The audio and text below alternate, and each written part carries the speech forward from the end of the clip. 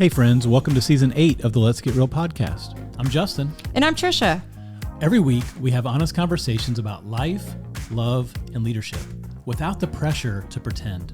Whether you're in a great season or a messy one, this space is for grace and truth and real connection. And this season, we're diving into some powerful conversations with each other, with friends, and with leaders who are making a difference by leading from a place of authenticity.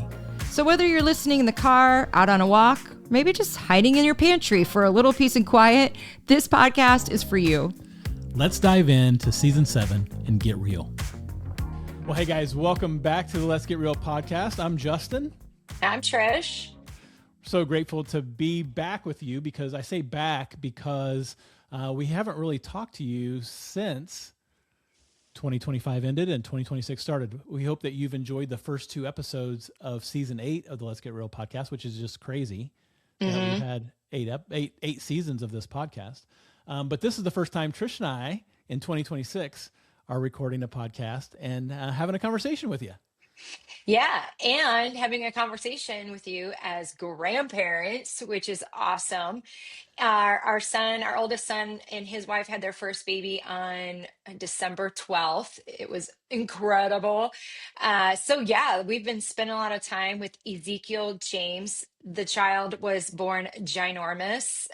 He was like, what, 9 pounds, 10 ounces. Yeah. Girl did a home birth. She's like our hero. But it's funny, Justin, like the most question I'm asked, the 2 questions I've been asked are how much, what the baby is, how much did they weigh, and what is your grandma name? Which, I'm new to this, so I didn't know that was a thing.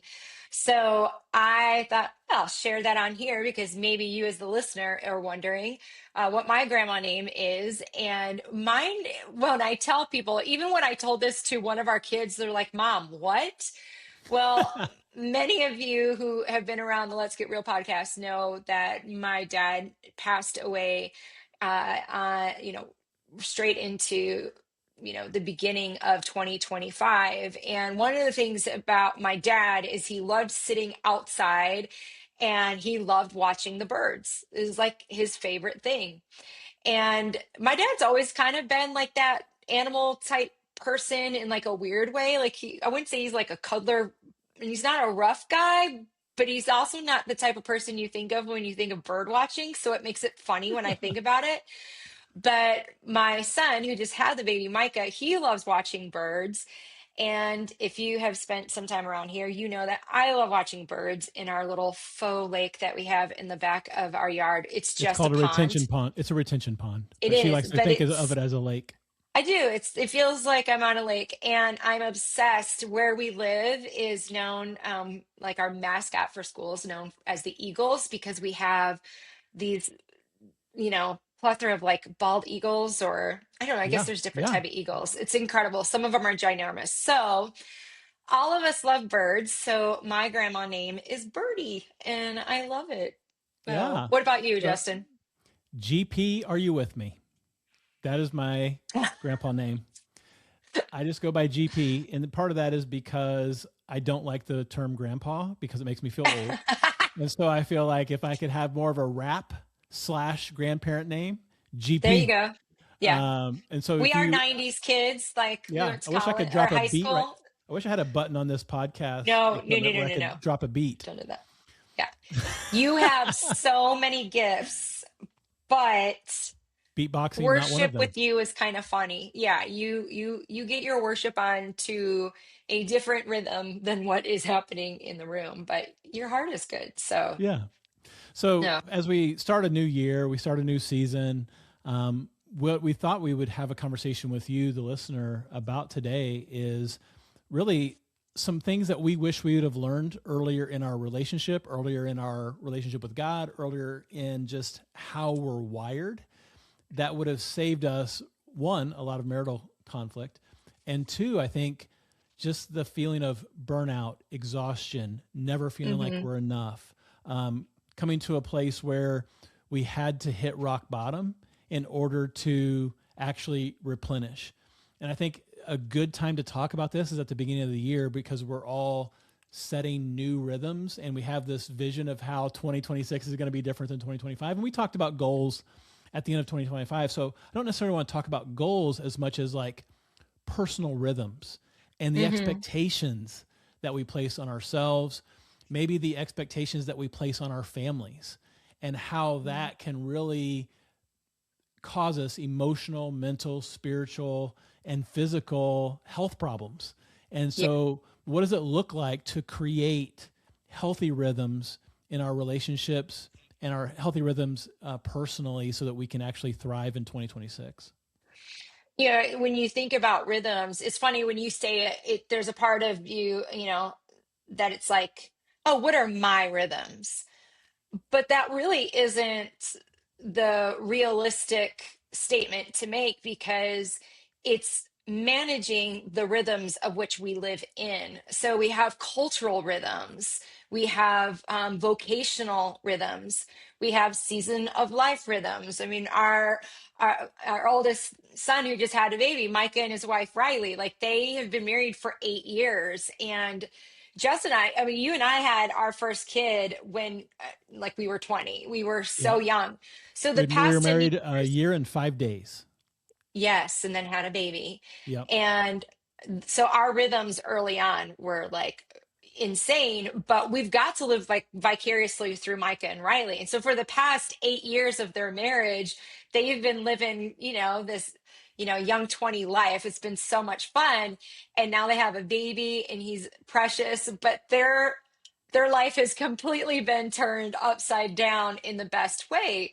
That if they're listening to this podcast, they're going to receive this conversation from the lens of their cultural context, their vocational context, and then also season of life. And so, as Justin and I have this conversation, for you as the listener, you know, it's good to just kind of take a pause and go, oh man, what season of life am I in? Am I in the transition from one to the other? Are things very clear? Maybe your job is not a 9 to 5. You may be, in healthcare services where you do shifts. There's all kinds of different rhythms. And so it's important to make that caveat clear Yeah. that the S on rhythms is a very real thing. And what we're talking about is not necessarily permanent. And there are certain things that you are in control of. And, for Mike and Riley, I was telling a friend of mine earlier today, they asked me how being a grandparent is. And I said, I texted Micah on Tuesday because I had a 2-hour break, and you had a 2-hour break. And I said, hey, if we bring you Chick-fil-A, can we come and see Zeke? But what it made me think of is we went down there. He was still in the same clothes he was wearing the day before. Riley's like, I'm going to go take a shower. Right. And so there are certain things about their schedule that are being dictated by a newborn that no matter how good intentions they have, that they're going to get as much sleep as Zeke allows them to get. And I think sometimes in the church world, we can create one size fits all solutions. And then we can also wrap those around faith and then make people feel guilty when that one size does not fit them. And so what we want to talk to you about is not necessarily a one size fits all solution, but this idea for this podcast came a couple weeks ago when we were going through our calendar for fall of 2026 with our operations director, Jill. And Trish, you're in school. And so I want to give you some time to talk about that. But one of the things I thought of as we were looking at August of 2026, which for those of you that know me, know that I'm thinking about like the last week of January 2026, and it's January, right? And so I have people in my life that help me think of August of 2026. But what it caused me to think is I wish we would have done this sooner. Like even the things that we can't control in our schedule, the obligations that we have or the responsibilities that we have that aren't beyond our control, that they just are. You have to get up and you have to go to this place because you have to. At the same time, there were so many wounds that we accumulated because we didn't take the time to really think about what is our season, what is our capacity, what are the things that we can control, and how can we orient our life in a healthy way to be ready, to be more prepared for busy seasons, for stressful seasons, for financial hardship. Like there's certain things that we can proactively do and conversations that we can proactively have to be able to be more, I guess, prepared and ready for some of those things that come at us in life. You're smiling. What do I make you? The big like elephant in the room is you have to determine whether you are a realist or an idealist, because this changes how we approach this conversation. I am a realist. Justin is an idealist, and it gets us both in to trouble. And so the positives of those is, as a realist, it's very rare I'm caught off guard, because I have, I have a realistic expectation that I'm going to be able to achieve what's on my to-do list. Realists are very in tuned, but we can be very anal. Pessimistic? Like we can be Negative? very stick to the notes, dude. Yeah, we can be rigid, and if we're not Restrictive? careful, we can. I think I'm good with the description words, but if you think I need help, but being a realistic has its strengths and has its weakness, and that's true of everything. Our greatest strength will always be our greatest weakness. As an idealist, why don't you share from your perspective as an idealist how you view fall of 2026 to February or January 26? Yeah. So in my view is, it's just one more thing. It's just a little appointment. It's just a little lunch. It's just a little speaking engagement. It's just a little obligation. I'm breaking out the hives, just you saying that, but it's fine. Yeah. because I don't necessarily, I look at the big picture, and then I look at goals that I have that I want to achieve. I don't necessarily reverse engineer those things to see the time required to accomplish those things initially. And so what I'll do is I'll commit to something, and then I'll work 80 to 90 hours, 3 or 4 weeks in a row, because work fuels me. It gives me a sense of accomplishment and purpose. I don't necessarily realize the grind that it is on me, my soul, my heart, my relationships. And then because you and I work together sometimes, we work together all the time, actually. I am co-signing you up for things that I commit to. And so I think, for those of you that are listening, that you're like, well, I don't work with my spouse, that doesn't really apply to us. Well, do you have a kid that's in travel sports? Because you're both signed up for that. You know what I mean? Do you have a boss? Right. Yeah.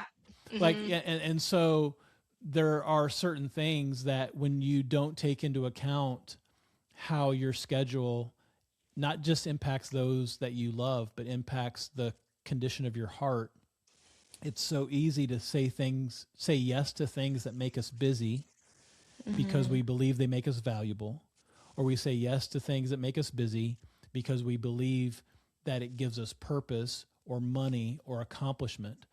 And then once those things are completed, we look back and we don't realize the actual cost of that season or that choice or that team or that obligation or that committee or that promotion or for us, that speaking engagement. It's just one more weekend. And so I think when you and I sat down and had a proactive conversation about what it looked like for us as a family, what it looked like for us as a married couple, for you to start grad school, that was like an awakening moment for me where I thought, I want to share this with the Let's Get Real podcast, because we don't always get it right now, but it was freeing. It was freeing to say, this is going to be our reality. I'm committing to this as your spouse. I want to support you as your spouse. And then here's what it's going to mean for our schedule. And that's okay. Yeah. Talk a little bit about that process. Well, I feel like there's been a collision of a lot of change for our family. And, we call it the Let's Get Real podcast because if you hang out with the Davises, there's a lot of real. And, I grew up in a family that struggled with, both of us, housing insecurity and sometimes food insecurity in different ways. You grew up very aware of those constraints. I grew up completely, I had no idea that we were evicted from our houses. I just didn't know. And so our approach to rhythms are even informed, not even by, being a realist or an idealist, but then also kind of that scarcity mindset, FOMO, like, and then just, what season of life we were in. So when I decided to go to grad school, it was something that we had never talked about because I just got my undergrad a year ago. It was never something I could dream of. And then it was like once I graduated, I'm like, oh, I could become the counselor I've always wanted to become. And so I'm in my master's program to get my degree in marriage and family therapy. And I didn't know when I signed up, like people in the counseling world, there's addictions counseling, there's school counselor, there's clinical mental health. But I didn't know that marriage and family therapy is like the hardest of the programs. We have to do extra semesters. I didn't know. And so when I got into it, I'm like, I was an A student in my undergrad. Now I'm like, what is my life right now? And so we're talking about, the fall because I have to do, a practicum. I have to do 3 different internships, so we've had that part change in our lives. And then, back in November, we, very rarely share stories about our family because it's our kids' stories to share. But we had one of our adopted kids decide that they wanted to move back with their biological family. And that was never on, we never, now, if you were an adoptee or you have adopted and you are further along in this, you may have known this, but we didn't know that this could be a possibility. So all of a sudden, we went from a full house to empty nesters like overnight. It was jarring. So all of those different factors, and that's you and I's story. Yeah. For you as the listener, I'm sure if you were sitting with us in this conversation, you've got your other areas that have maybe changed, or maybe things have been so mundane that you feel like, why change anything? It's same old, same old. So really the question of rhythms is beginning with recognizing what your season of life is, and then going, where am I exhausted? Are you physically exhausted all the time? Are you mentally exhausted all the time? Are you socially exhausted? What I love about our podcast is, it is broad, which is everything you shouldn't do when it comes to business. But we have young singles, we have old singles, we have marrieds, all in between different stages. And it doesn't matter what your season of life, and you can be so overly social, whether that is being glued to social media and your phone or hanging out with people. So it really begins with asking that question before I can figure out what rhythms need to change. Where do I feel exhausted? Because you and we're so different. It's so funny. Like the more we talk about this, is like how yin and yang, baby. Like that's how it works. But like I love people. I love hanging out with people. I love talking to people. And that used to be 24/7. Now I feel like I have a threshold. Maybe that's part of getting older. Your threshold is very much smaller when it comes to social. Which is so weird because it wasn't until probably we went through our separation and some of the restorative work that I had to do to think through the abuse I'd experienced and some of the healing that I needed. I would, if you would have asked me 100 out of 100 times, I'd say, "Oh, I'm an extrovert. I'm an extrovert. I'm an extrovert. I'm an extrovert. I love people. I love people. I love being around people. I'm the life of the party. I'm going to talk to 100 people but I think what I realized is I was playing a role. I was a Mm. pastor, and a pastor has to be this. And so if you gave me the option, hey, do you want to go to a party tonight? And part of this maybe is I'm over 50 too. But do you want to go to a party or do you want to stay home and watch TV? I'm going to stay home like almost every time. But I think being honest about those things rather than who do other people want me to be. And sometimes that drives our schedule. Sometimes the expectations that we think other people have of us are not wanting to let people down, or playing the role of mom, or playing the role of, coworker or friend, or whatever it is that we feel like is driving us. Being honest about those things and saying, why do I feel compelled to push myself beyond a level or a pace that is unhealthy? Mm-hmm. Understanding the reason for that. If I'm a people pleaser, or I need to come through, I'm an overachiever, like whatever it is, understanding that why is going to help you make the changes necessary. And so we sit down a few months ago and we start going over Trisha's schedule for fall. And at that time, I think we had 24 couples that we were working with at one time. So we do marriage coaching for couples. We had a litany of speaking requests and speaking engagements that were on the horizon. And we just said, okay, we could kill ourselves and not do a good job serving the churches or the people that we're called to serve. But if this is a commitment that we're making, then something needs to change. And so for us, there was a revenue consideration for that. There was a faithfulness consideration, because what we do, we feel like God has called us to do. But there was also just freedom of going, man, the long-term benefits of you pursuing not just this dream, but the marriage and family therapy degree that you're going to have long-term is going to help you be so effective and help so many people. So can we make some short-term changes, a year to 18 months, that are going to help us have a healthy marriage, help you have a healthy rhythm, and help us manage expectations of what we're actually capable of. And it's okay that we're not capable of everything. Right. And I think just saying that, oh my gosh, I just feel some relief just saying that. It's okay that I can't do everything and be everything to everyone, and still have time for myself, and still have time for God, and still have time to be a good husband. That's okay. Yeah. And so I think the question we have to ask ourselves is, that question of, where do I feel exhausted and what needs to change?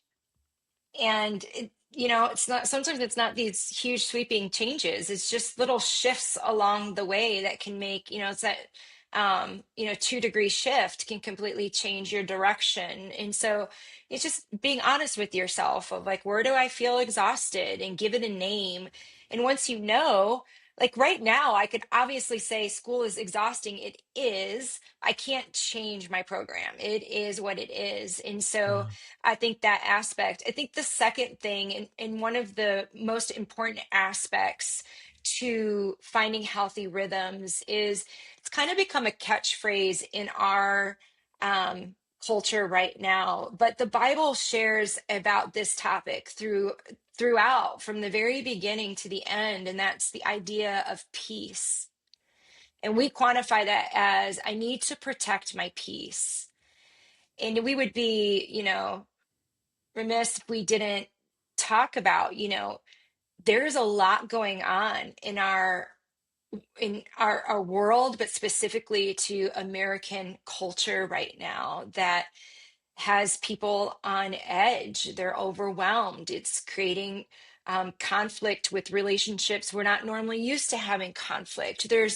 We are inundated with shocking cultural moments, one after the other, one after the other. And so when you are dealing with some of those cultural aspects, when we say protect your peace, really, peace is threefold. Peace is God given, the peace we get from God, who gives us peace. It's peace with ourselves and peace with others. And when I am wrung out, when I feel like I am, like Justin and I may have had some, good discussion before, which happens almost every time before, like we love hanging out together. 95% of the time, you and I are firing on all cylinders, and there's a 5% where it's like, dude, we need to go to our separate corners. Well, just a little insight. I double booked us next Tuesday right before we started recording this podcast. So, like I say that to say, like, we're in this in real time. It was an error on my part, and, I recognized it, but I think, but the people may not know, like Tuesdays is my school day. I don't schedule anything on Tuesdays, but although that day is made for school, the idea behind it is to protect my peace in order for me to accomplish what I need to accomplish. Another way that this looks for many people, guys, I disrupted it. You disrupt, is, social media. I have friends who they love social media, and they're like a duck. They can read it and let it just roll off their backs. The way that God wired me, I am a sponge. And so not only will I soak it in, it will dry me up, and I will just be overwhelmed and rigid. And so when you think about healthy rhythms, where are you exhausted? And where do you need to protect your peace? When I say I'm not on social media, it's like saying I want to be a car dealership, but I don't want to sell cars. Like, I know the absurdity of what I do and not being on social media, but I have to trust God who gives me peace, that I'm at peace with that decision, that I don't engage with it in a way that is beneficial for our ministry, but it protects my peace. And so what for you, as you're listening to this podcast, is an area or a couple of areas that as soon as I say protect my peace, there's a person that you don't have boundaries with that robs your peace. There is a website, a news site you keep reading that does not protect your peace. What can you do to replace that, to begin a healthy rhythm of not excommunicating all of that out of your life, but finding a healthy rhythm with it, that it doesn't rob you of your peace? So good.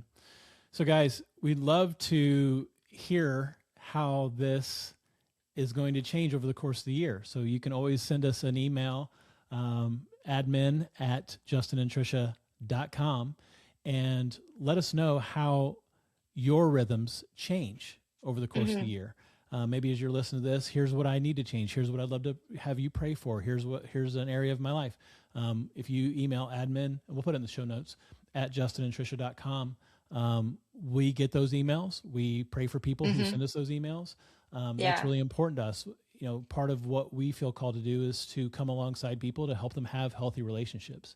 And one of the areas that we feel like was not healthy, that is on the verge of getting healthier, except for next Tuesday when I double book us, is this area. I forgive you. I publicly say I forgive you. But it is this area. And there's so many times, so many arguments, so many times where I wish I could go back and undo the attitude I had with my kids, or not being engaged because I was so drained, or not being available because I was working 5 or 6 nights a week rather than being home for dinner. Like, I can't get that time back. But if I would have been proactive and said, okay, what is going to bring me peace? What's going to bring my family peace? What is going to be a rhythm that is healthy? And so we're going to have a 3-week run in February. That's absolutely insane. But we all know it. We've all committed to it, and we're okay with it. But if that 3-week run becomes 3 months or 13 weeks, then it'll be the Let's Get Real podcast with Justin. Thanks for joining us today. I promise that both of us will be here in our next podcast. Thanks for joining us. We'll see you next time. Thanks so much for joining us for another honest conversation. We hope that something in today's episode encouraged you, maybe even challenged you. Our heart is to help you live with more connection, more purpose, and really more authenticity in every aspect of your life.